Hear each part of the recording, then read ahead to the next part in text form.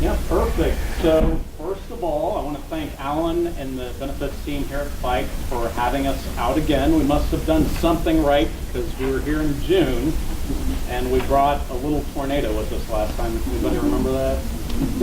So hopefully this time no tornadoes. So my name is Martin McGill. I am the Employer Engagement Manager for Cancer Treatment Centers of America. And for those of you not familiar with CTCA, we're a network of 5 hospitals and outpatient clinics across the country. We have hospitals and outpatient clinics in Phoenix, Chicago, Philadelphia, Atlanta, and for your regional hub in Tulsa, Oklahoma. So Cancer Treatment Centers of America has a unique patient-centered integrative approach to cancer care. And at the cornerstone of every patient coming through the door is our next speaker. Dr. Larry Altshuler is the Director of Intake at CTCA Tulsa. And so he meets with every patient that comes through the door, and his team does, and they help assemble the patient care team for our cancer patients that come through. So Dr. A is a talented internist. He's also an author and a very experienced educator. So thank you all again for having us, and without further ado, Dr. Altshuler. Thanks. I'm also an integrative medicine practitioner, acupuncture, Chinese medicine, and mind-body medicine, which we're talking about today. And that's one of the things that's near and dear to me, although I like to practice what I preach, and I don't practice it as much as I preach it. So every time I come here, I say, I need to do more of this. But we're going to learn how to deal with stress, because we all have stress, and there's no question about it. And you know, you have a question, you always see these people who are real healthy. I see people come into the cancer center that are, have great diets, and they exercise, and they do everything right, and they still get cancer. And then I see some people who are sedentary, couch potatoes, drinking beer or whatever, overdoing it, and they don't have any medical conditions.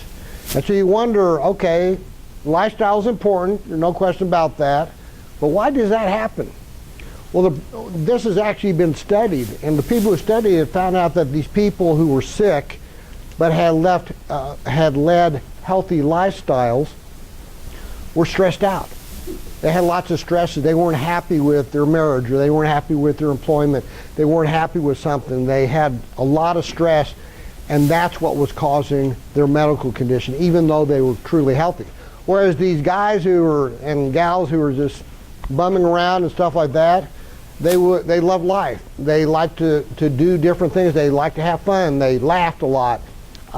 Things didn't stress them, didn't bother them as much.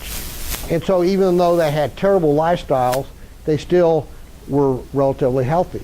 So stress is something that we don't really think about, can cause a lot of the symptoms we have, a lot of the medical conditions we have, but it's there, and it's kind of invisible, so you have to know about it. Now, there are some ways, we're going to go through a bunch of ways to deal with stress, and some simple things that you can do that only take a few minutes, and this is one of them. Like I said, I'm an acupuncturist. Air acupuncture is kind of interesting because it reflects every system in the body. But if you look down here, you'll see the master sensorial point and master cerebral point. Those are brain points. And the lobe of the ears actually reflect what goes on in the brain.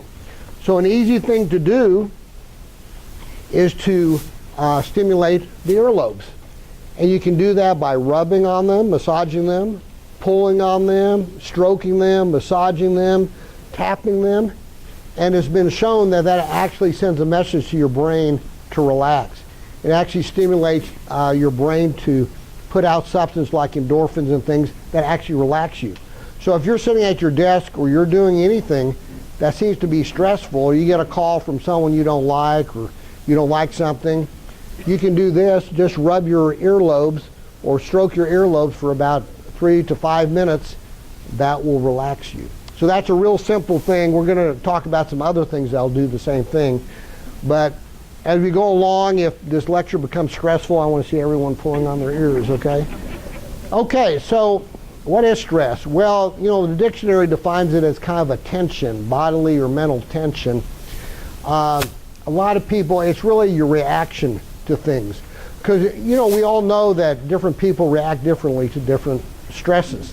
You know, someone here may react to something and the person right next to them, it wouldn't bother them at all. And stress is everywhere, so, you know, how we react to it is important. Because this number 2 where it says it can be real or perceived is really important. Because there may not be stress, but if you perceive it as stress, it's still going to do the same thing to your body. I mean, say you're in a bank and some guy comes in there in a mask and he robs the bank, he puts you on the floor and he threatens to kill you. That's real stress. Otherwise, maybe you're in a bank and you see a guy in a hoodie come in there and he looks pretty raunchy, and you're perceiving that to be stressful. It turns out to be the bank president out for a jog, you know. But you can perceive it as stress, and it can do the same damage to your body. Now, there is good stress and there's bad stress. You know, in actuality, our bodies react to stress very quickly. It's called the fight or flight phenomenon, where we pump up adrenaline, you know, we get stressed and we're ready to fight it or get away from it as fast as we can. And your body reacts that way, and you're thinking quickly, and your body is adjusting to that and protecting it. But if that stress continues and keeps going on and on and on, or coming back, then it's bad stress, because it's going to affect your body adversely. And there's lots of sources of stress. You know, it's not just, you know, your family life or your social life. I mean, even the environment can cause a lot of stress. So stress is all around us. And if we don't know, it can be very subtle and affect you very subtly, so you really need to know about it, because it can cause problems that you don't even realize are due to stress. Now, these are the top sources of stress that people have, that the experts have listed. Now, you have this index here that I think you have filled out, or you can fill out. Now, when you fill this out, read the bottom instructions, because if you do something 2 or 3 times, then you have to multiply. Like if you go on 3 vacations a year, multiply that by 3. You know, if you get divorced and then you turn around and get married, you have double the stress. So, you know, fill those out, and what you'll find is that if the total's 150 points, that means that the likelihood of you getting ill in the future is 30%. 150 to 300, about 50% chance. If you're over 300, you have an 80% chance of getting ill in the near future. I filled this out last week. I'm 250, and I'm going, oh my Lord, you know. Again, I need to practice what I preach. So, you know, this is a little way to gauge how you're doing. So when you get a chance, look at that and see how stressed you are. Now, of course, we respond to stress. Stage 1 is that fight or flight phenomenon, where our bodies get ready to deal with that stress. And that's a good stress. That's a good thing, because you get good results from that.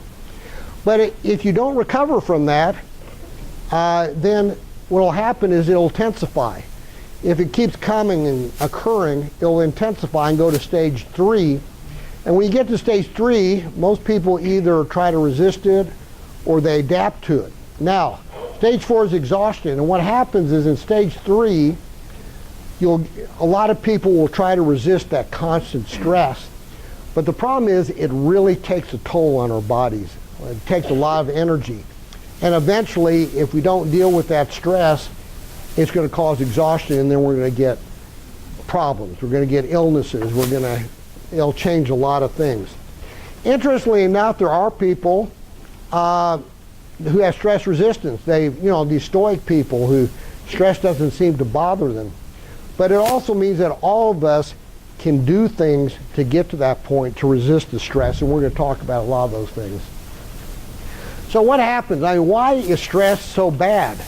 Well, it does a lot of things to our body. One thing is it shortens your telomeres. Now, how many people know about telomeres? Yeah, see, I talked about it last time I was here. Telomeres are the end of the DNA. It protects your DNA from aging, and it protects you from aging. The longer your telomere, the longer you're going to live, the healthier you're going to be. And it's shown that stress is one of the major factors that causes telomeres to shorten. Now, poor lifestyle, poor diet will do that, lack of exercise. All of those will shorten telomeres. But there are some things that we're going to talk about, like meditation and exercise, that actually lengthen your telomeres, and that's why it can help cope with the stress. In actuality, what's happening when we have constant stress or any type of stress, we produce compounds that are inflammatory. And inflammation in the body is really important. They're now discovering that the cause of chronic heart disease, for example, and cancer is because of inflammation in our bodies. So we want to do things to prevent that inflammation from occurring, and stress causes that inflammation to occur. You also have elevated cortisol. Cortisol is kind of like steroids, okay? I mean, and in actuality, in a short period of stress, it actually helps because it decreases those inflammatory compounds from being produced. The problem is that if stress comes over and over and over again, the cortisol, the inflammation becomes resistant to the cortisol. The cortisol can't protect you. It can't decrease the inflammation. It's kind of like diabetes. A lot of people don't realize we make insulin that keeps our blood sugars normal. But if we keep eating bad stuff or we gain weight and things like that, we produce more and more insulin, and then all of a sudden our bodies become resistant to the insulin. The same thing happens with stress. The more stress you have, then you become resistant to the effects of the cortisol decreasing the inflammation. So that's why the chronic stress really gets you. There's another activation of electrodermal activity. That's a kind of a fancy doctor term. That's this skin resistance. It's, it measures the skin electroconductivity, and it's a good measure that we have to see if someone's really stressed or not. And I'm going to bring this back in a minute to show you how it applies. Now, what's interesting, again, is stress varies. Different genders, different sexes, different places in the United States, they deal with stress differently. And so you can really have a wide range. I mean, there's this one study that showed that some people in the U.S. live 33 years shorter than other people.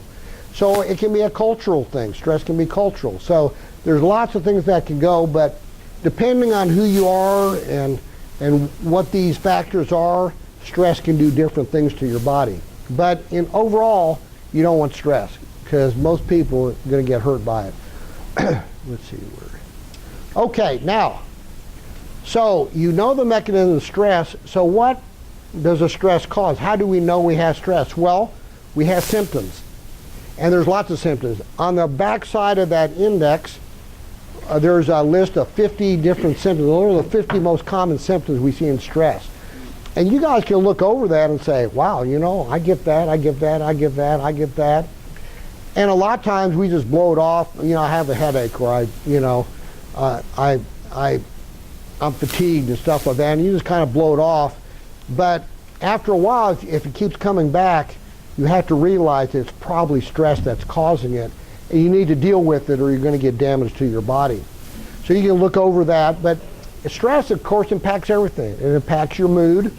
All this stuff can occur because of stress. It can impact your behavior. How many people have wanted to throw their computer out the window? I did that this morning. I was trying to go over my lecture, so I got on my computer. I usually print it out to go over it, but I said, I'll just look at my computer. Well, I couldn't get into my documents. My computer glitched. Then I called the IT people at my company, and they tried to do it remotely, and they had no idea. I finally got it, but after 30 minutes, it was kind of stressful, so I've been doing this thing. So anyway, but all this can really, it can impact your behavior. And of course, it can impact your body, and that's really important too, because we like to feel good. I mean, we want life, we want to be able to do whatever we want to do. And all of these can be symptoms of stress. And then, of course, you can develop a lot of medical problems because of it. And some of these medical problems can kill you.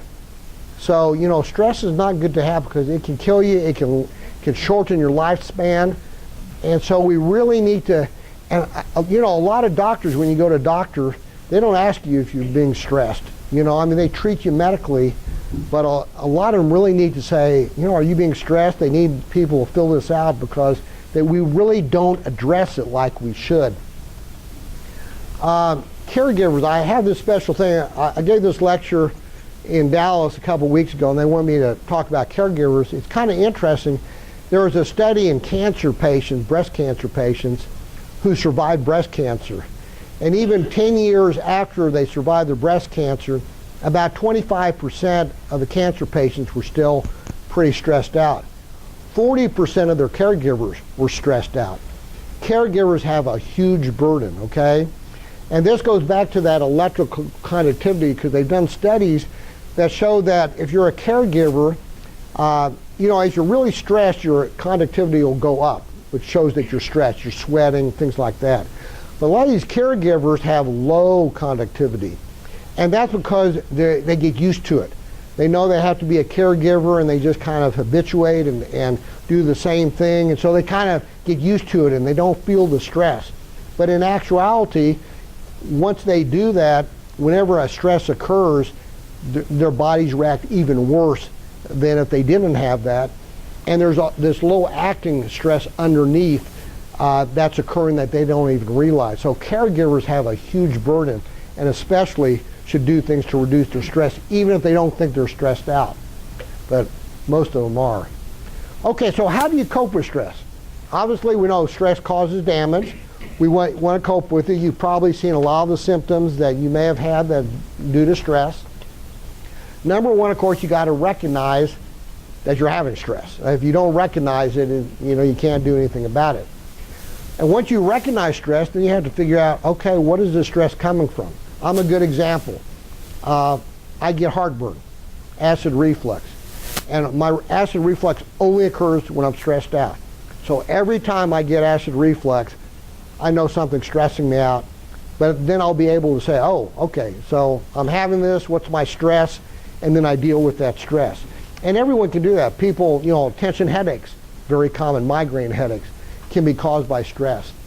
So you need to, once that happens, find the source of the stress, and then you can deal with it. So how do you deal with it? Well, if you can avoid it, that's probably a good thing to do. But we all know that there's a lot of stress that we cannot avoid. You know, we can't, you know, take a trip and hide away from for very long. But you can also change the stress factors. You know, say that you have arguments with your spouse that is really stressful. Well, you go to a counselor and talk about it and deal with the stress and figure out what you need to do to decrease that. So you can actually manage that. You can manage the factors if possible. If you have a problem with a supervisor or a coworker, you can get together with that coworker or supervisor, talk about that, change those stress factors, and that will help as well. And finally, you can change your reaction to stress. That's probably the most important, because obviously stress affects our bodies and our mood and our behavior. So if we can see that stress and not let it affect us, we can do that too, and there's lots of ways of doing that. These are some of the ways, and we're going to be talking about this. Let's talk about deep breathing, because that's a really easy thing. Just taking a couple of deep breaths has been shown to do all sorts of good things to your body. So just, and we're going to go through this in a minute. I'm going to show you the first few things, and then we're going to go through this. But just deep breathing has been just for 5 minutes. I mean, 5 minutes will make a huge difference in your lives. Another one is progressive muscle relaxation. And that is, and you can go to the internet and just put in progressive muscle relaxation. There's lots of scripts that show you how to do it. But the main thing is, what you do is you tense up each muscle group and then you relax it. So you start with your toes and you curl your toes for 5 seconds, 3 to 5 seconds, relax it. Then you go to your foot, you go to your ankle, you go to your calves, you go to your thighs. And what you do is you squeeze those muscles, squeeze those areas, and then relax it. And you go all the way up your body. Pull in your stomach, raise your shoulders, you know, kind of crinkle your neck. All those things you do, and you go through this relaxation. It takes about 5 minutes, 10 minutes, and the more you do it, I mean, when I do this now, because I've done it for so long, I can do it in 20 seconds, just relax my whole body, because it's so used to me doing it. but it works really, really well. We don't have time to do it because it takes too long to do, but I'm going to kind of do a relaxation that you'll see how it works. There's also what's called mindfulness, and this is a big word nowadays, okay? Everyone's talking about mindfulness, but what is mindfulness? Mindfulness is really just being mindful of one thing, just kind of really not being in the future, not thinking about the past, being in the present. And you can be mindful of anything you do. Right now, you're mindful of me talking, okay? You're kind of focused on that. If you eat, you can be mindful of eating. You know, a lot of people, when we eat, you know, we're watching TV or we're talking to someone or we're thinking of something that happened at work or something like that. Mindfulness would be where you eat, you concentrate on the taste, on the texture, on the smell of your food. That's what we call mindfulness, where you're really kind of focused on that. And mindfulness you can do with anything. You can be exercising and be mindful, walking in a forest and be mindful of the trees and the birds and what you hear, get all your senses involved. But mainly to remind you, you don't think about the future, you don't think about the past. You're really in the now, you're really in the present, and that's what's called mindfulness. Now mindfulness is also, you might see that in types of meditation. And meditation is probably one of the best things in the world you can do. So many studies have shown meditation to lengthen the telomeres and benefit the whole body, prevent the inflammation, decrease the cortisol in your body. It releases endorphins, you know, which is our internal pain relievers. There's so many benefits. Now, a lot of people know about transcendental meditation, which is what started the meditation movement like in the 1950s or something like that, where you concentrate on one word or one, you know, note, song or something, where you do that for 30 minutes and you just concentrate on that. I find that a little difficult to do. I can't really concentrate that long. But I like what's called mindfulness meditation, because what that does is keep you in the now. And what mindfulness meditation does is you're an observer. What happens is when you get in that state, and I'm going to do this here in a second to show you how, but with mindful meditation, you'll get very relaxed and you'll just concentrate on your breathing, and all of a sudden you'll see thoughts will come in your mind, or you'll feel twitch in your body. And what you do is say, oh, that's it. You look at it, you observe it, and say, oh, that's an interesting thought, and then let it go and concentrate back on your breathing. And you just keep doing that for as long as you can. Even 5 minutes will help you. But it's really easy to do, and studies have shown that it is incredibly beneficial for your body. So let's do that. So what I want you guys to do, just, you know, find a comfortable spot, okay? You can actually open your eye, you do it with open eyes, but most people do it with closed eyes. And so what we're going to do, we're going to start with the breathing, okay? So what I want you, now with breathing, with deep breathing, what you're going to do, you're going to count.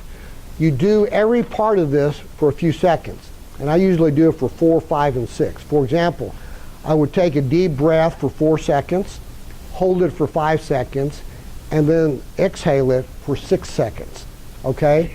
And you do that for about a minute. So let's go ahead and do that, and I'll count through that, and then you guys can do it on your own.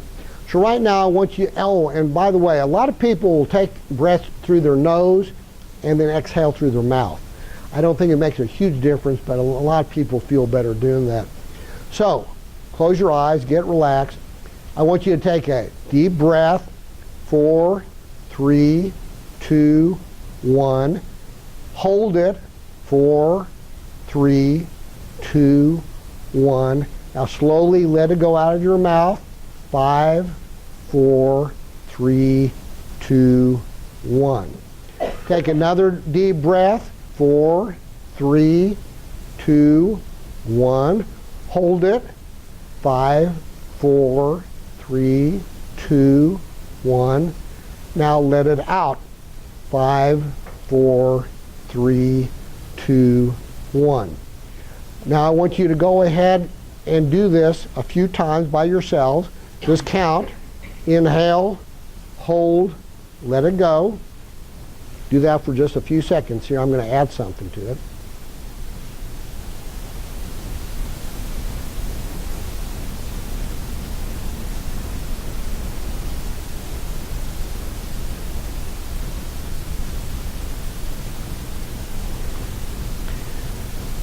And keep doing that. And now when you take a deep breath and you count to 4, I want you to imagine all this really clean, good air coming in and filling up your body.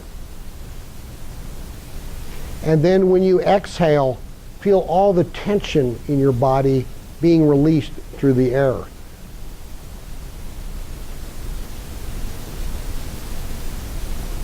Every time you breathe in, think of all these good substances coming in and cleaning out your body, and then you're exhaling all the waste and the toxins and the feelings of tenseness in your body. You can actually feel your muscles relax as you do that. So do that for a few more times.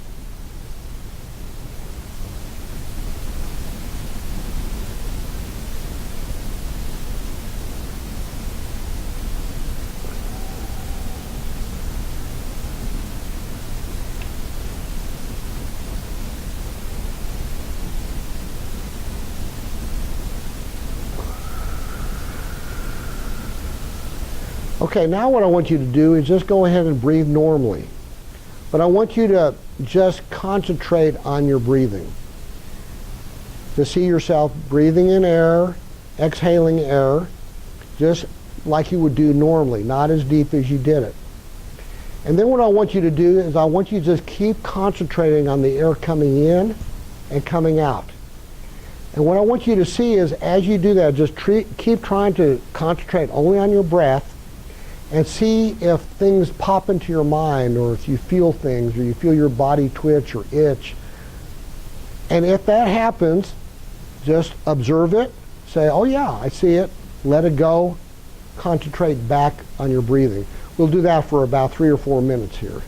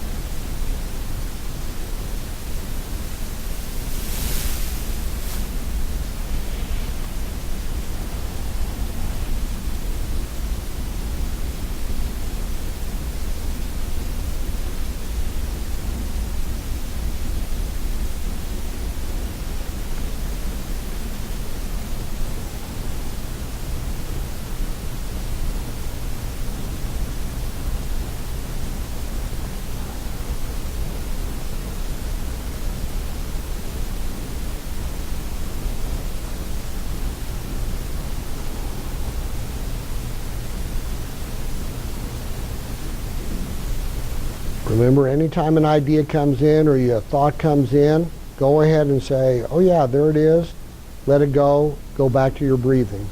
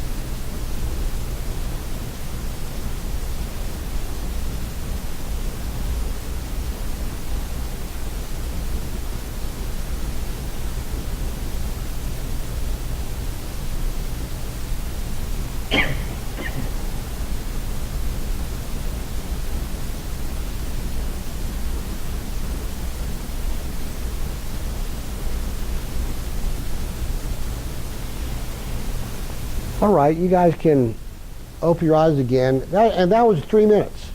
3 minutes. I don't know how many people could feel, could see what it does. I mean, did you have thoughts that came in your mind and you were able to release? Yes? No? Sometimes, initially, people, for the first few minutes, will just concentrate on their breath. But you really want to do it as long as you can. Most people will do it for about 30 minutes if they have that time. And I guarantee you that when you get to 10, 20 minutes, lots of thoughts are going to go in your mind. But you do the same process. You just go back to concentrate on your breathing. And studies have shown that that simple thing can be amazingly beneficial for your body. And if you don't have 30 minutes, you can do it 5 minutes, 3 times a day, 4 times a day, whenever you get a chance to do that. A lot of people, they'll start with the deep breathing, then they'll do the muscle relaxation, and then they'll do the meditation. So anything that you can do to help relax you will get you deeper and deeper and make you more and more relaxed. We're going to do one other thing at the very end of this. I'm going to add something to that. And one of those things is called visualization. You know, when you dream at night, say that you're dreaming, everyone probably had a dream where they've been running or it's being chased or something. You wake up and you're sweating and your heart is beating. What that means is your mind affects your body. Just what's in your mind is making your body react. Visualization is the same way, but that is you're using your mind to control your body. A lot of cancer patients visualize their white blood cells attacking the cancer and killing the cancer. That's called guided imagery.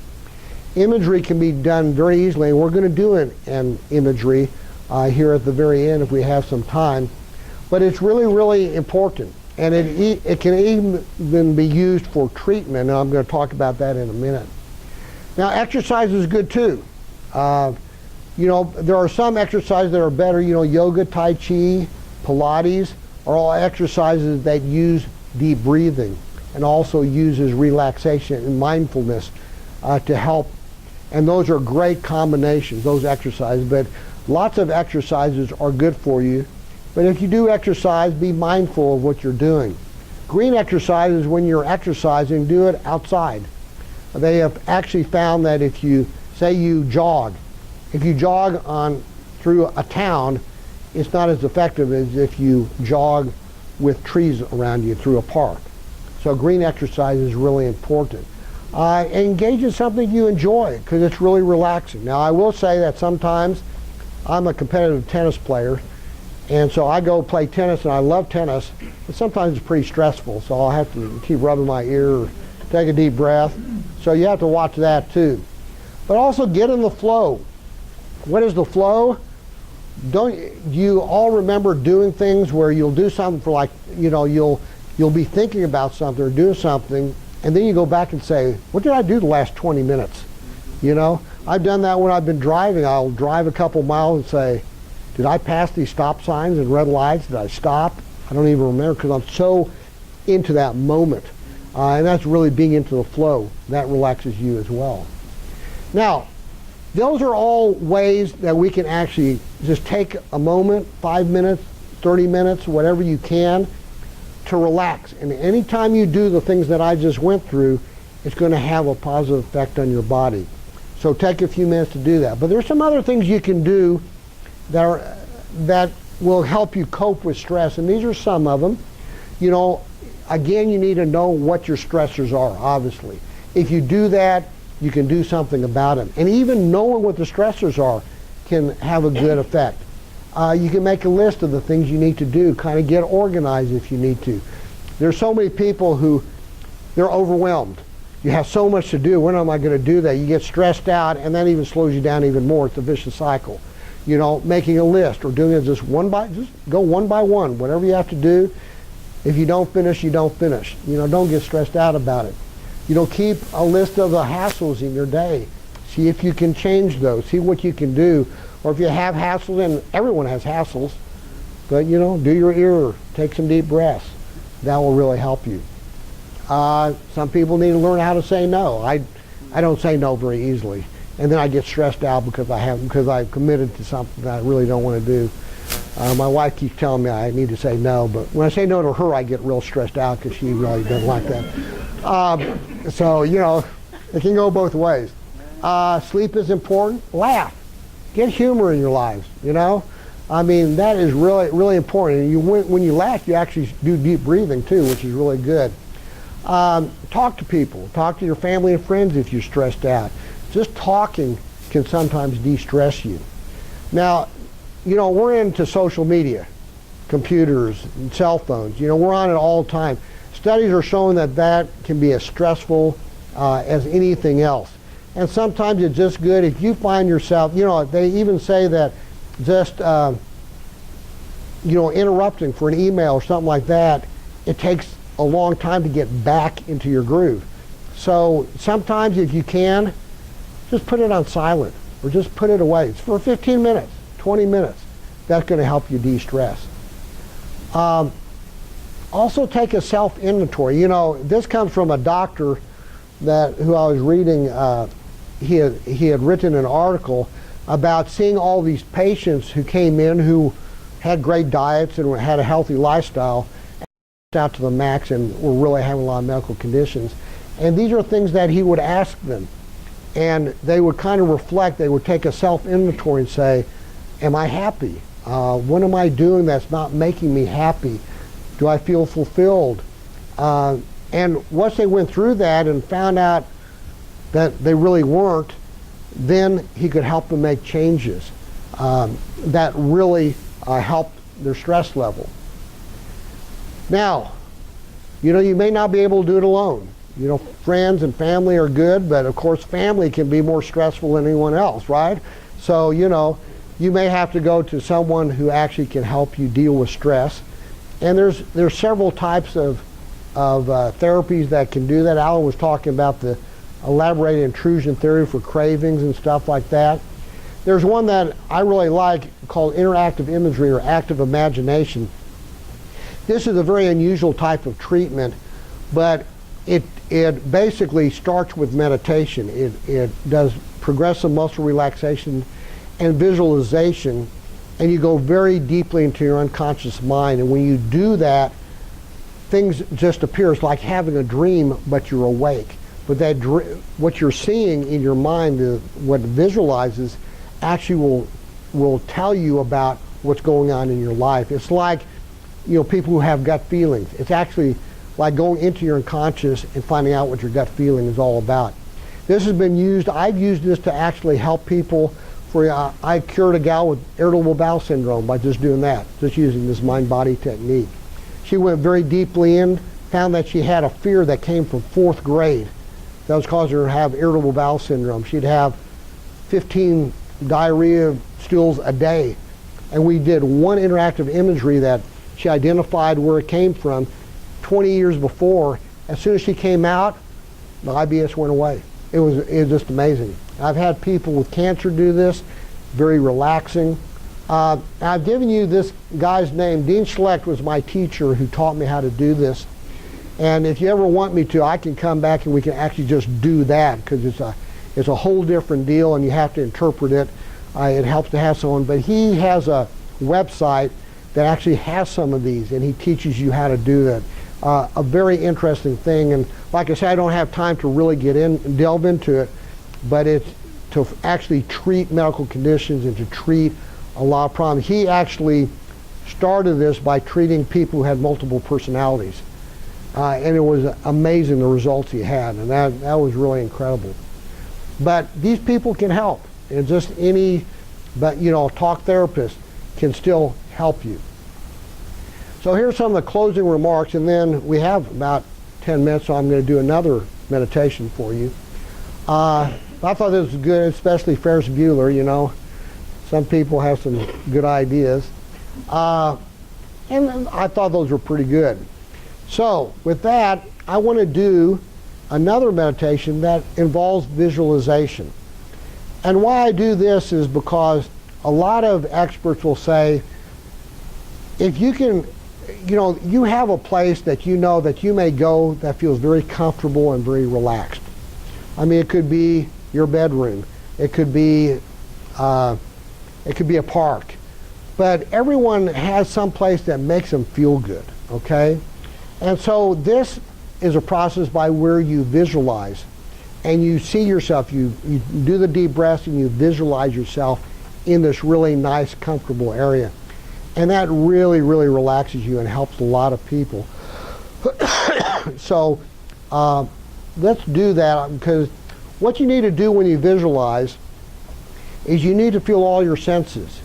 You know, listen, smell, touch, and the more even taste. Because when you use your senses, that really makes your body relax. And I'm going to add something to this, because there's different techniques. But what I want you to do is go ahead and close your eyes again. And what I want you to do is take some deep breaths, just like we did, the deep breathing. So I want you to do that for about 1 minute. So go ahead and do that. And again, as you exhale, let your whole body relax. Feel your body relax, all the toxins coming out.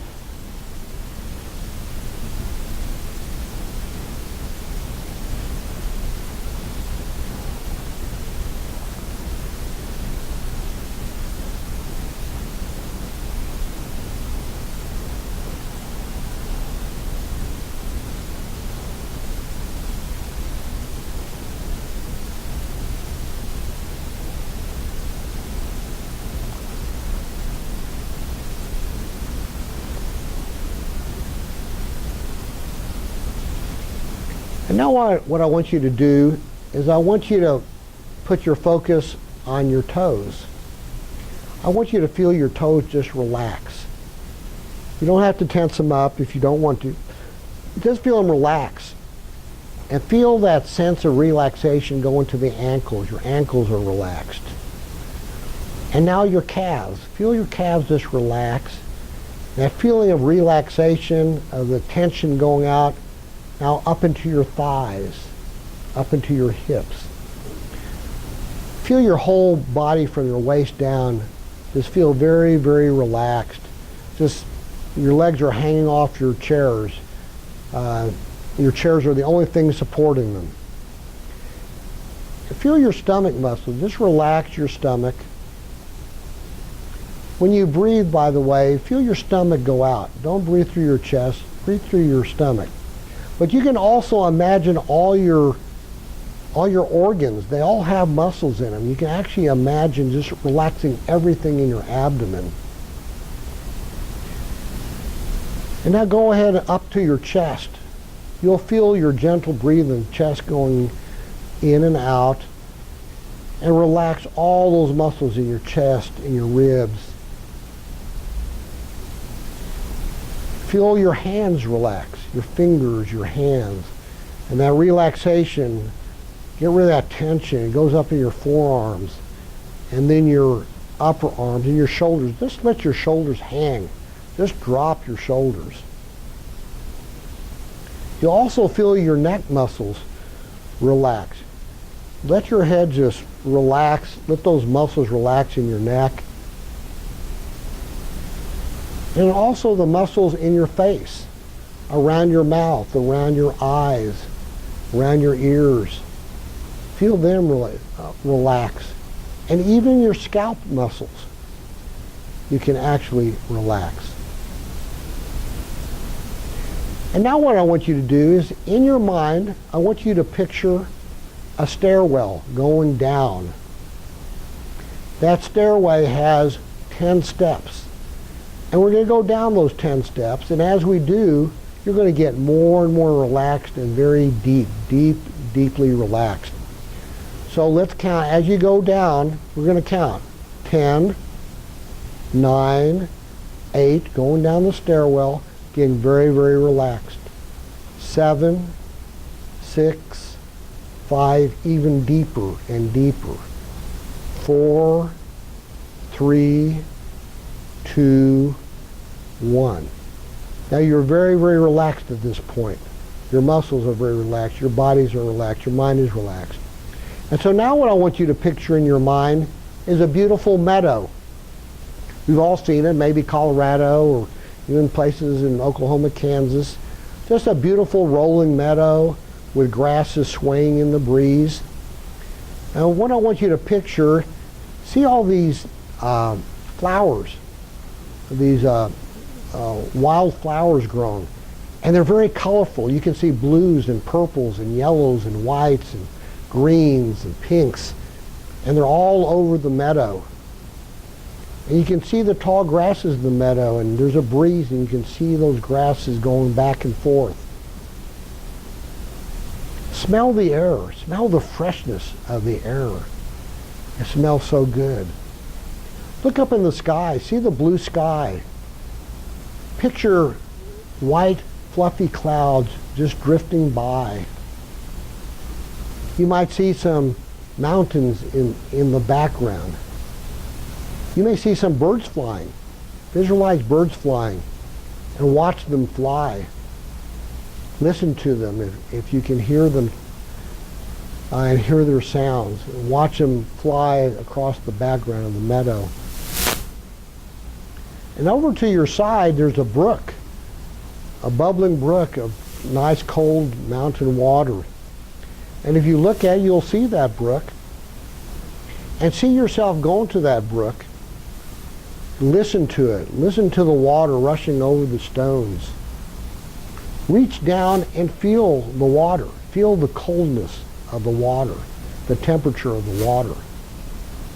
And even scoop up some of the water and drink that water. It's very fresh water. But you can actually taste the water. You can smell the freshness of the water. You can hear the water.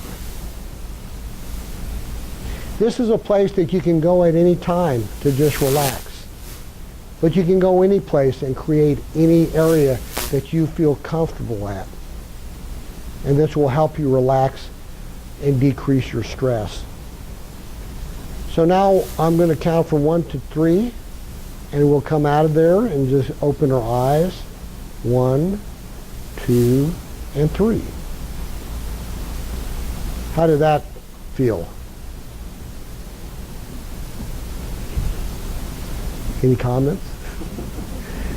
But these are all examples of what you can do. And I want to make sure that you know nobody is perfect and you don't have to be perfect. You don't have to remember every way to do this, okay? But what I've done is giving you a whole bunch of ways, and I'll tell you, you can Google any of these, and they'll be everywhere. The deep breaths, the muscle relaxation, the counting down from 10 to 1, all of those, and the visualization are all methods that you can use that will prevent stress from affecting your bodies. And you just do them, if you can only do them 5 minutes a day, do one of them. You'll pull on your ears. If you can do it longer than that, it's going to benefit you even more. So, that's kind of what I wanted to bring you. This is just kind of touching base. But I will tell you there are lots of ways to do that, and there's lots of places on the internet you can go that actually have meditations that you can use and all these progressive relaxations, and I urge you to do that. So with that, are there any questions? Yes, ma'am. My question, when you talked about the green space, being outside, right? What about that is more beneficial? Well, it actually shows, trees especially give off oxygen. They take in CO2 and give off oxygen. I always worry about people in town with all the exhaust from the cars and stuff. I don't think that's real healthy for you. But they've actually done studies showing that if you do it around, exercise around trees or just walk around trees, it actually gives you oxygen, but it also gives you this peaceful feeling that you can't get when there's cars around and there's other people around. You can really get in the flow with the green, and that all benefits you. More questions? Yes, ma'am. If you fall asleep, that's fine. That's fine. And a lot of people who have trouble falling asleep at night, I tell them to do one of these things or all of them, and then they go right to sleep. So it's really, because a lot of people have sleep problems. Almost 75% of people will have sleep problems sometimes, in a year. So I have a lot of people doing that. And by the way, if you have trouble sleeping, do not count sheep. That actually has been proven to do the opposite. So actually, if you have trouble getting to sleep, they say if you go over in your mind a book you've read, the plot of a book, or maybe even a TV show that you've seen, that's actually better than counting sleep. So I just thought I'd throw that in there. But if you go to sleep, that's great because you're relaxed, and it really relaxes your body. So, and then the next time you probably won't go to sleep. So, more questions. All right. Well, thanks for coming. I hope that this will help.